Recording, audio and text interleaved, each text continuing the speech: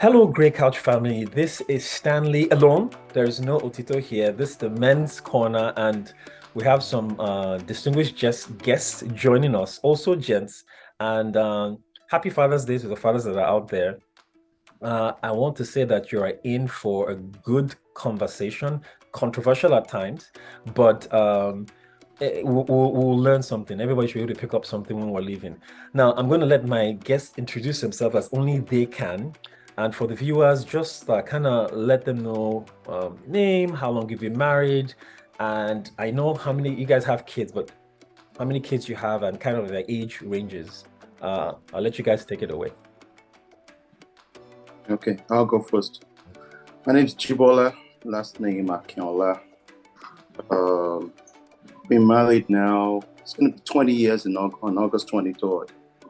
So we dated for 4 years prior to getting married. We met in the spring of, I think 1999 on campus when both of us were students, undergrad at the University of Delaware. So we started dating 2 years after, then come back 2 years after that. So 4 years into, dating. We have 3 kids, 2 teenagers now, 2 boys and a girl. First one is 17, going to be 18 in December. Second one, a daughter, she's going to be 16 in November. And the youngest, a boy, will be 10 in October. So I have 2 teenagers now, and they act like 2 absolute strangers in the house now. So they think they know more than you now. So, so it's a different stage and level of parenting now. When they were young, yes, when they were younger, I couldn't wait till they grow up. Like, I can't wait for you guys to grow up. Now that they're grown, I miss those days. I miss those days. When I look at the pictures, sometimes you look at videos, when you hear their voices, and you're like, wow, can't believe this. So, yeah, thank you for having me in here. I know we have so many things to talk about. So, happy Father's Day, everyone. Mm-hmm. Thanks. All right, who's going to take the next? Who's going to build the cat next? I'm Adegoke Adeniji. I have been married for 19 years now. I got married November 2004 to my heartthrob. We met again, like we met in campus back in Nigeria, first year of college. We dated, we met 1997. And so we dated from 1997 through 2004 when we both came to the United States. We got 2 kids. My oldest son is 15, going to be 16 this year. And then my second son is 10, going to be 11 this year.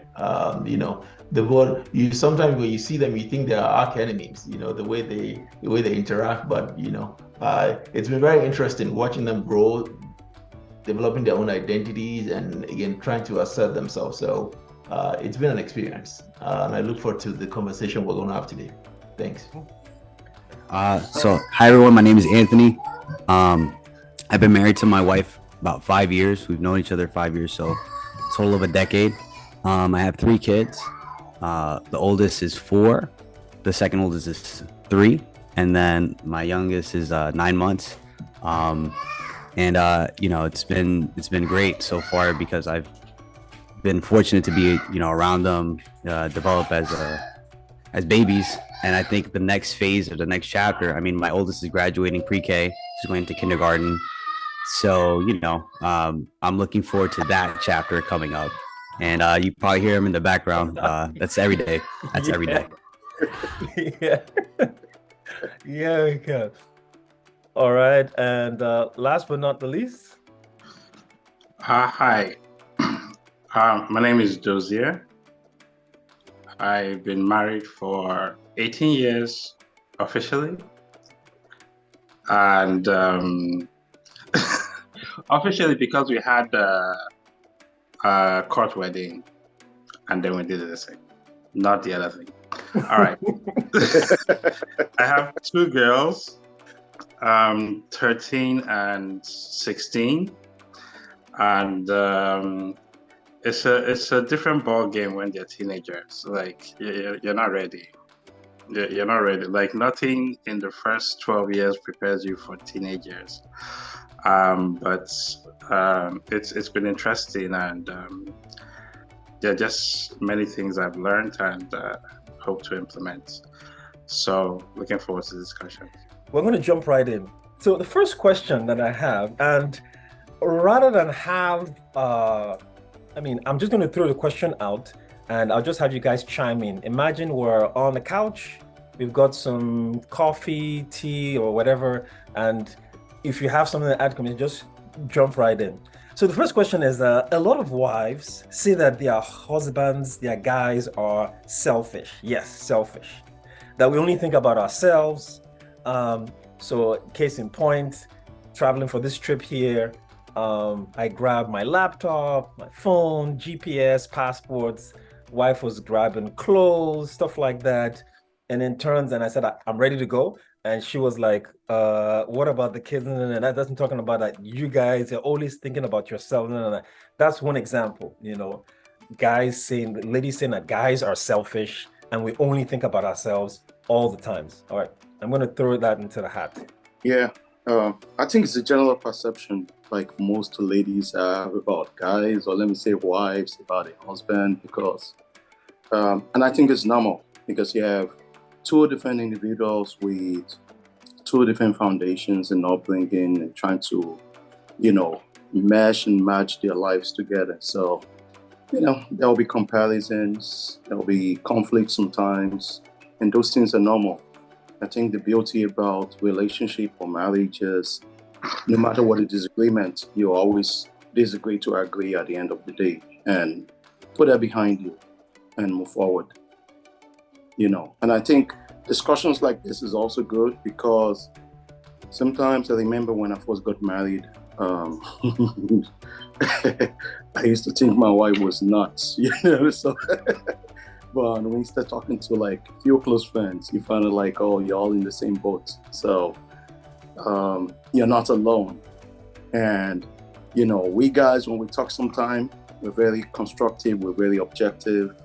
I think we need to be much more supportive of each other because when ladies talk to, especially when you have gathering of 3 or 4 close ladies, you will be shocked to what the conversations were about, and they're just opening up to each other, So I think we're human beings, we'll go through that. Because I remember growing up to seeing my dad and my mom, sometimes they get into some fights that I'll be like, I was saying to myself, like, wow, this marriage is over. By the time you wake up the following day, they were just interacting as if, nothing happened the day before and life goes on. So things like that, I think I learned about. It's not a fight to finish, like, oh, you get into an argument and you keep on going and hammering.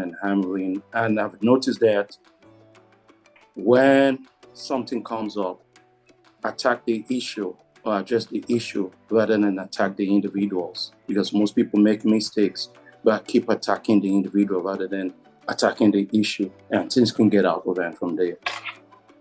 Okay, let me redirect that to, are guys selfish? Well, I wouldn't say guys are selfish necessarily. I think it's the way we express ourselves. I think, the reality is guys are wired differently, and that's the reality. Not so much that there's any genetic or necessary, hormonal different, but not so much genetic difference, but the way we think about things is different, and that is inbred. I think that's the way God has created us. Does it mean that we shouldn't support our wife? We should obviously support our wife, but I don't think I subscribe to the notion that guys are selfish. It's just the way we're wired, the way we think about things. All you need to look at is if you have an organization that is made up of all guys, okay, and an organization, and just add a single lady to that mix. I've seen it many times. I was in a meeting once where it was all guys. Actually, just even currently at my job now, the senior administration of the school of pharmacy were all males. And I knew the way we ran meetings, okay? It was almost like, we just come, we talk, and then we move on, and then we go. Now, we recently had a new addition who happens to be female. And you needed to see the way order and structure just came. And we're talking about accomplished professionals. So it's not so much that we're selfish, it's just the way, we're not necessarily apt to think of things in it. Okay, this is the way think, okay, well, what do I need? Boom, and that's it. So I think, we do have to be sensitive to our spouses though, meaning that, yes, anything we can do, because perception may not be reality, but that's the way they see it. And if they see it that way, then the onus is on us to at least make the effort to at least help when we can help. But I don't think it's necessarily born out of selfishness. I think it's just the way we process things. All right, Anthony, this one is for you. Same in the same vein. Let's put on the eyes of a lady. Could you see from their perspective why they might think so? I mean, I'm asking you to do a difficult thing, but I'm just asking, is it possible from their perspective you can see that? Yeah, absolutely. Like, I think what, and I'm pronouncing it right, Adagoke, right? Yeah, beautiful. All right. Yeah, I think that was a beautiful point about how sometimes it could be perceived as selfish, but it's really how we articulate it, and then also that we're value focused, right? I think as men, we, when I hear your story, Stanley, about like you getting the passport, getting the laptop, the value you're thinking of is, being ready to do things that support the family, that we're safe, we're ready to go, right? And that's not selfish, it's value driven, right? And I think that's sometimes where disconnect happens, right? Because my value might be money, that the kids are safe and secure, right? Where my wife's value might be, is the house clean? Who's gonna watch the kids, right? Or and there are all these other, and the value disconnect, right, doesn't get communicated because she might say it like, I'm overwhelmed because I have to clean the house. There's things that I have to do, right? And then I might be overwhelmed because I'm saying, baby, it's fine. Like if the house is a little messy, like I'll take care of it, or you're right. And then it's like, no, we're not hearing each other. Our values are not being properly articulated. I think what has helped is this thing that I've learned with the story I'm telling myself. So sometimes I'll pause and I'll say, the story I'm telling myself is that it's really important for you to get the dishes cleaned right now. And what I'm saying is it's really important that, for example, the kids go to bed on time. And when you're washing the dishes and the clang, it's like really loud, right? And then what happens is there's a reframing. It's like, well, it's not that it's important. It's just I don't want to do it because I've been doing it all day. So if you could do it, that'd be great. And then the value's there. It's I need quality time, or I need time to myself. And then it's like, oh, I can relate to that. Sure, I'll help you out to do the dishes. Versus like getting into a pointless argument about things, and the guy saying like, I don't see why this is so important. I don't understand. Like, can you just explain it to me in a way that I can understand it? So did I answer the question? I feel like I did. Yeah, you did. You did. And you kind of brought everybody's points in. Dozier, I'm going to throw it to you. Your thoughts on this, and kind of segueing us into the next question, which has to do with communication and speaking and things like that. So your thoughts on this before we move on. Okay. So I would say that it's partly true and partly false. That sounds like politicians speak. No, I'll explain myself, right?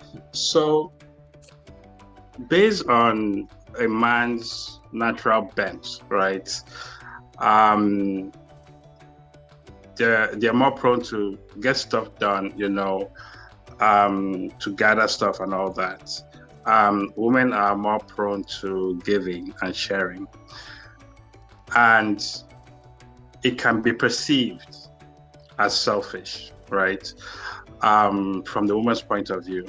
Now, there are men that are selfish. So there are men who take that drive and don't moderate it, right? So they're all in, go get it, gather, and all that. And they turn out to be selfish, even though in their minds, I'm doing it for my family, I'm doing it for my wife, but they're not really considering them and their feelings in the attaining of their goals. All right. So it can come across as selfish where you can't hear the other person. Right. And so you're saying, oh, I'm doing all this for you. And the other person is saying, look, I'd rather you didn't do that and just pay me more attention. Right. The other thing that comes in where where, especially in communication, is where not only the guy doesn't understand where she's coming from, but he then invalidates her points. So they're like, come on, man, what are you talking about? Like, and then it comes to the famous gaslighting, which may or may not be an issue. But, it's like, you're saying this, it's like, what are you talking about? I do this, I do this, I do that. I'm doing it all for you. I don't understand why you're complaining. And then that now becomes an issue because she feels like she's not heard, that this person is just wants to make himself happy, right? And he's frustrated because I'm not even happy doing this stuff. I'm just doing it so that I can provide for my family. I'm trying to build the dream that we talked about, right? And so, I can see how it can be perceived as selfish, right? But I believe, especially as Christians, you can moderate that, right? You can moderate it so that you always try to see the other person's point of view, right? And you always try to give in to them, right? So even if sometimes you think, man, look, I've done this, and it's like you're not doing anything, as long as there's strength in you, do it. Don't always go for the W's, right? Sometimes you might take an L, for long-term victory, So that's what I think about that. So let me we're going on to the next stage. So in this same line, right, there's something I saw recently. I said that we're going towards communication, right? And my question was, what do women need to know about communicating with their significant other? Things like content, context, tone, pitch, nonverbal cues, things like that. Now, the mindset I had is I all this women also, you have to communicate. Recently, I saw that communication might not be the issue as much as connection. So you are sending out a lot of data and the other person is not getting the data. You have a defensive stance or you're still whatever. So the question is that not so much communication we happen, but how can we connect better in terms of using our words, I guess, or nonverbal cues? So that's the aspect of communication I'm getting towards, as in what do women need to know more about communicating their significant other when they're angry, when they're upset, when they can detect a change in mode or things like that will foster more connection, as opposed to the age-old, you have to communicate, you have to talk. Because all of us know that we can be talking with our spouses, and if I've switched off, all this is just going to go out, and then it's going to come back later on and say, you didn't even hear what I said. I was talking to you. We're not connected, Yeah. So I think obviously in any relationship, any endeavor, communication is critical. I teach a course on cultural competency, and we talk about communication as it relates to, it's a two-way street. When you send a message, when you say the word you said, the nonverbal cues, everything, the person perceives it. Oftentimes there's a disparity, there's a gap between what is sent and what is perceived, and so that causes a breakdown. What I've found necessarily, at least in my marriage, excuse me, is I think women our wives, they want us to pay attention. They want us to do active listening. I've done it many times where, Bumi wants to talk to me and I'm watching a game and I'm like, okay, well, just keep saying that. I'm listening. I'm listening to what you're saying, and at that point in time, she, at some point later, she comes and says, well, your game is more important to you. That's the message you're sending. That wasn't my intention, but I'm thinking I can multitask. I'm like, okay, I'm watching this game, but you're talking. I can listen, I can hear what you're saying, but they want active listening, because in a way it says you prioritize them, you probably, because especially when it's something that they want to talk about. I mean, there's a reason why they want to talk to you about it. And I think that the second thing that has helped me at least is, sometimes they don't want us to offer solutions to their problem. They just want to vent. They just want to talk. I mean, I've seen that many times where, Bumi comes home and she's telling me something, and I'm so quick to jump and say, oh, maybe she should do this. And that's not what she wants. She just wants to vent and wants me to just listen. So it's an active thing. I think, it's something that we have to put as is marriage. we kind of have to put the effort in, and it's going to take, there's going to be some ups and downs, and there's no particular model that works for everybody, honestly. I'll be the first to tell you, there's no particular way that works for everybody, but over time, we kind of just have to understand what our spouse, what she appreciates in terms of the way they want us to communicate. The one thing I'll put this out there though is, I know Bomi says this a lot, that sometimes she talks to me and it takes her repeating it several times before I understand. She's like, I tell you this, and like, you're not paying attention, so I do think it's something that we kind of have to be more intentional about. This is a very funny topic. Communication, I think it depends on marital dynamics, because I tend to be the talker of myself and my wife, and I remember early on, first few years of the marriage, something will happen, I will come home, gist, like this was going on. Then after a while, she will inject her opinion. So one day I said, I don't care about your opinion. I just want you to listen. So there were fireworks in the house.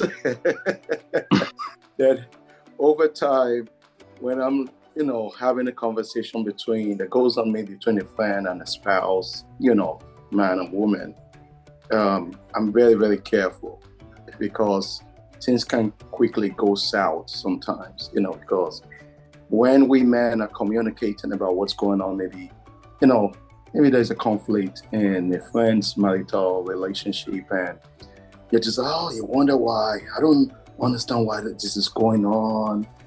This is what so and so said. And, I think our active listening kicks in, like, okay, then maybe if I miss something, then you'll be like, oh, okay, what about what, from the women angle? Then I'll be like, well, I don't know. So, that is one.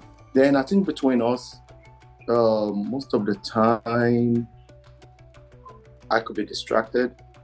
Or sometimes maybe, you're having a conversation and you expect a response and there's no response. They'll be like, oh, I'm talking to you. Oh, sorry, I'm watching this TV show. I'll be like, okay. So I've learned to just be dismissive sometimes, like, maybe I'll bring it up again another time. So, and we've not really had that issue, as a major one, but there's some minor hiccups once in a while. Maybe I told her something and maybe a couple of days or weeks down the road, she didn't have any recollection of me saying it, or vice versa. But we'll just be like, okay, whatever, you know what, this was happening. So I think this is what we should do. And we put that behind us. So there's 4 words that come to mind, right? The first one is respect. I think a lot of times there might be things that come off as a slight because of tonality, or because of the content being so emotionally charged. So, if you always come from it from an angle of respect, I think that's actually perceived better from men, because I think that's one thing that where all men that I've talked to value a lot, that they are respected for what they've accomplished, what they've done. Another thing I've noticed is gratitude. So I work with a lot of teenagers, right? And what I've noticed, where a lot of the static comes in when I'm dealing with teenagers, either of the opposite sex or even the same sex, right, is when they're ungrateful and they'll snap back or have an attitude or do something that doesn't really take into account that I'm trying to help them out. I could sense my anger rising, and the version of my dad that's like playing in my head saying like, Mira, like, you're gonna get it, keep it up, and something's gonna happen, right? That wants to come out. So I think if you always come from it like, listen, I'm grateful for what you've done, but here's something that I think would improve either our relationship or the behavior that I'm noticing, right? That actually helps out a lot too. And then the last 2 words are grace and honesty. So the way that I think grace works is there's a little bit of forgiveness, right? You don't attack your husband or your significant other as a person, right? What you do is you just address the minor issue or the behavior that you want to change, right? And that takes some grace, right? Because listen, I'm annoying. Like I know, like if there's something that bothers me, I might bring it up like 5 times. And I might say it in a way like, I told you this is really important to me. Please, I need you to do this. And if it's not done, I'm going to keep bringing it up, right? So having grace, like, Anthony, you're annoying, but the behavior I want you to work on is just this, right?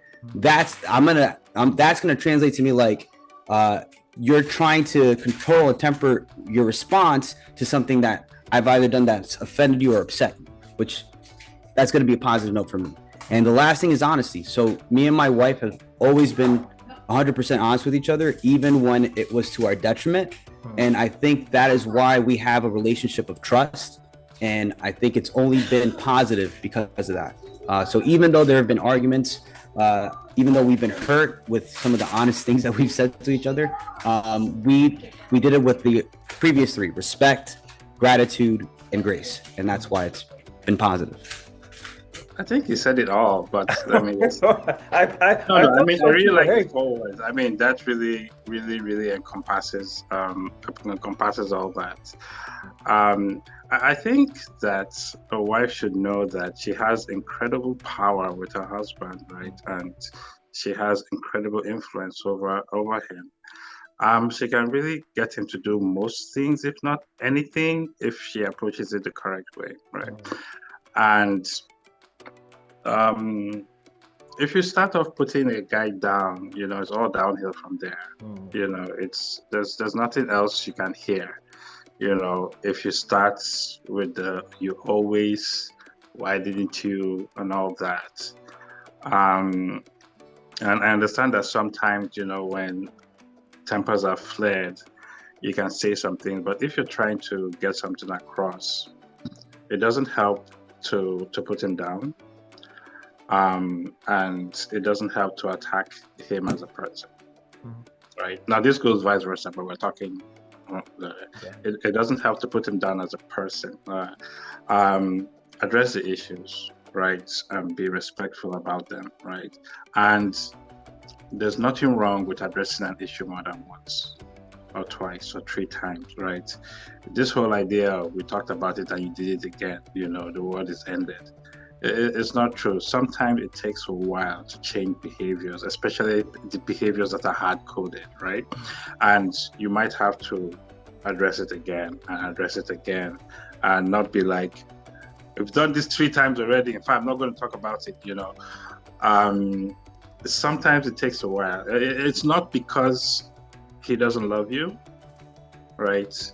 It's just that some behaviors take a while to get out of, right? And so just understanding that with patience and respect, if you persist, you can really get men to do most things, right? If you have a fairly good relationship. Now, obviously there are dysfunctional relationships, but if you have fairly good relationships and you have someone who is not out to put you down, eventually they will hear what you're saying, right? They might not hear the first time. Like, the first time is usually, what are you talking, like, what are you talking about? Like, and then, but if you stay with it and just let them know, this is how this makes me feel, right? This is like, this thing you're doing, it makes me feel a certain way, right? And just let them know, it's like, okay, this is it, this is that. Most men, will eventually take note of that and change, right?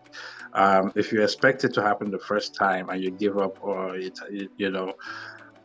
something I've said is, you go over an issue, it gets better for 4 months and then relapses. Address it again. Don't be like, yes, like you did 4 months ago, It's address it again. It takes time. But if you know that you have a relation, this person is not out to hurt you. Sometimes you can stomach some things because you know that they're not just intentionally trying to put you down or trying to make you feel bad and all that. On the flip side, okay, sometimes, and I say this with all caution, and sometimes how you feel is not your husband's fault, right? The whole idea of your feelings are valid it's not always true. Sometimes your feelings are not valid, right? I'm not saying you should tell them their feelings are not valid, but but sometimes, how you feel about something was as a result of some pathways you have in your own mind or experiences you had before that are playing up a situation that's not really what it is, right? I'm just putting that out there because these things are really hard to identify and hard to address. But sometimes you can feel that this person is doing something to you and he's not. Like it didn't happen, right? That's deep. So let me just stop there before I get into more trouble. That's deep. Again, this is the same zone. So I'm appreciating these nuggets. I want to turn the microscope in on us personally, right? My next question is quite sensitive. It says, what shames us the most as men? And how do we respond to it? And for this, though, for the female lady viewers that are watching, I wanted us to give specific examples of ourselves. That way, they can watch out for these type of cues in their own relationship with their spouses or their significant or whoever they are dating. And I will go first, right? So for me, and a little context to that. So something that's saying that men are really motivated to avoid things that shame them, and women are really motivated to avoid things that cause them to be afraid or fear. Of course, it's a bell curve. Not some women will fall on that side, but for most time, a guy like Anthony was saying, respect. And I feel like respect is like a flip side of shame, as in things that I'm getting my respect, so I'm going to do. So the flip side is shame. So that's the backdrop between this. So and the reason for saying that, if ladies can see this in their husbands and avoid these areas or address these areas with wisdom, then they will get more bang for their buck from their husband. So my own personal example, though, is I have a fear of failure, and that might be a little broad, specifically in terms of academics. It doesn't help that my spouse is extremely intelligent. And so coming to any conversation, that's my initial fear that, it's going to show that, this person is way. In fact, I don't know who I was talking with. One of my friends from high school, it says, okay, you know that you married up. You're married above your pay grade, and I don't want to say a lot of guys will feel that way. Maybe in certain spheres, if it's not academics, it's relational. But that's the thing that fears me, as in I don't want to fail. And so a lot of times I will second guess myself, or I'll start doing something or be double-minded, and then it all explodes when she brings it up, in her own defense. And almost like what you were saying, just as in a lot of times, so your feelings is not the spouse that caused it. She will bring it up, and as opposed to responding to what she's saying in context, my fear of my shame comes up, and I punch back, or I get defensive, and it comes out. So that's my own example of personally what is bothering me, as in just this not showing up. It doesn't help that I forget stuff a lot, so it even looks like amnesia is coming into.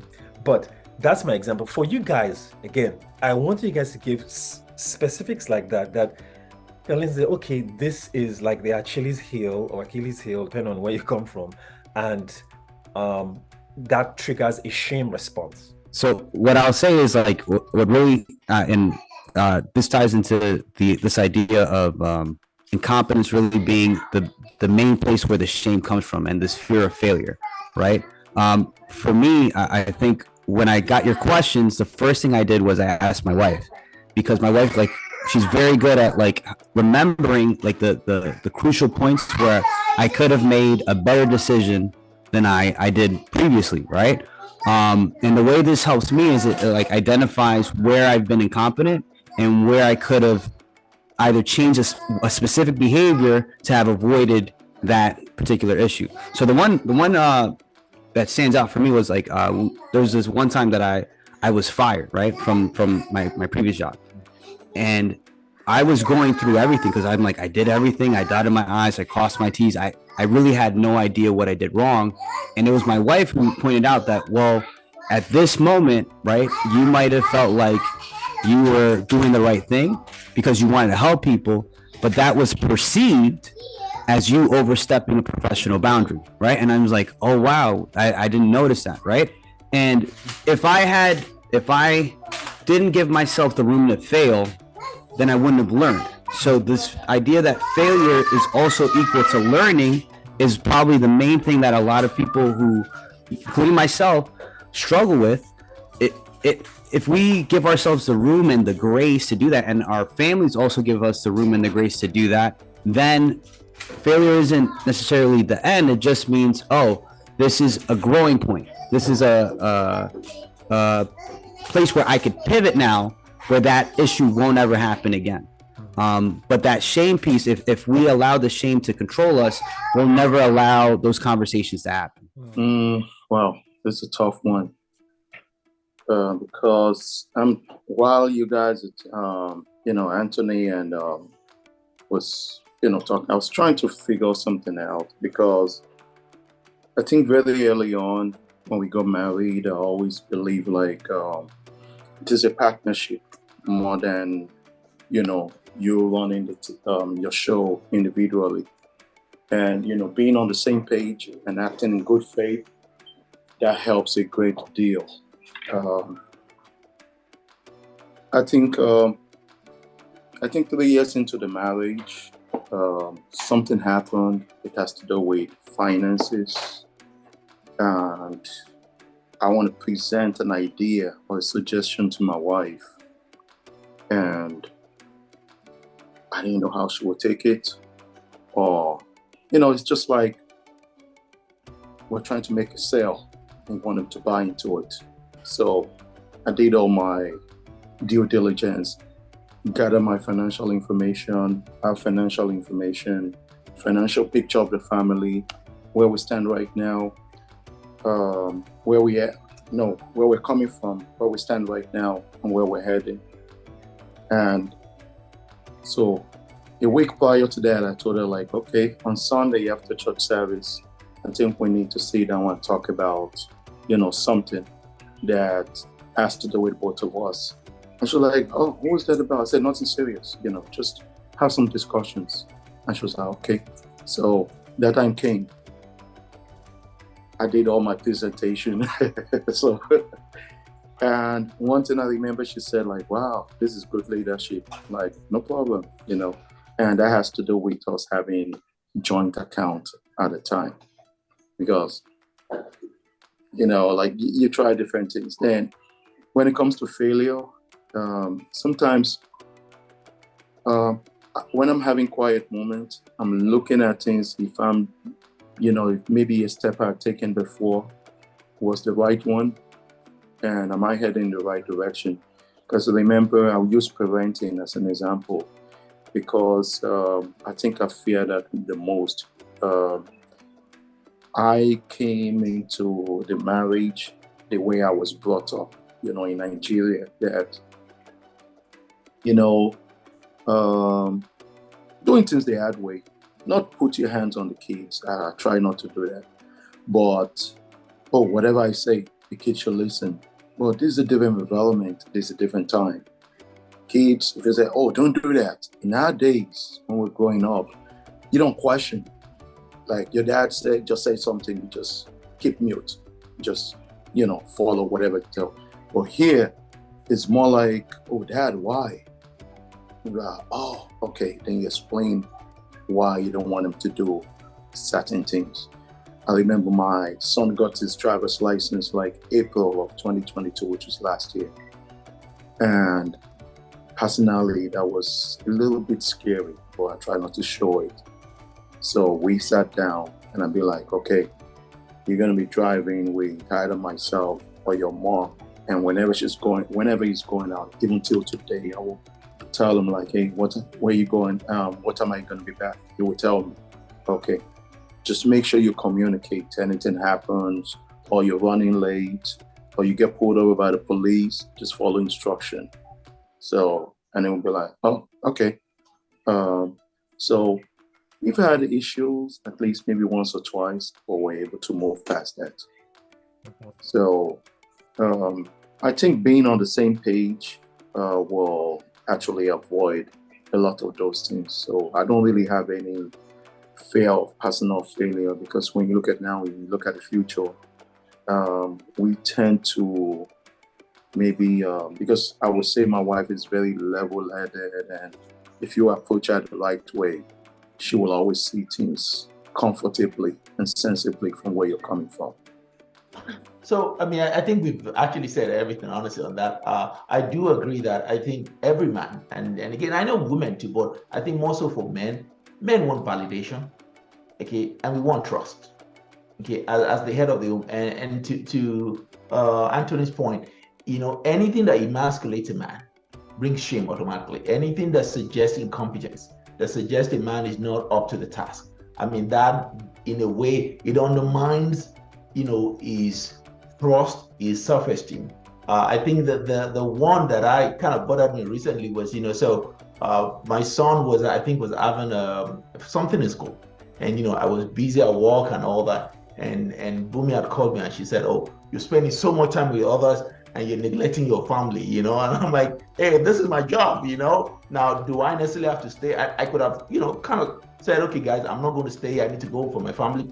But I felt, you know, these students have an exam, and so I was meeting with them, and we stayed late into the evening, you know. And when I got home, it was like, well, you know, you need to prioritize your family, and you know, you're prioritizing other people, you're putting your family, and you're putting your family, making your family second. You're not the only one at work, you know. And that bothered me, because it almost made me feel as though, okay, well, you're at some point in time not fulfilling your obligations, my obligations to the family, and so that bothers me. So, but I think we said it all. The bottom line is, from a man's perspective, validation, trust, and you know, affirmation, you know, and anything that questions those three things brings shame to a man.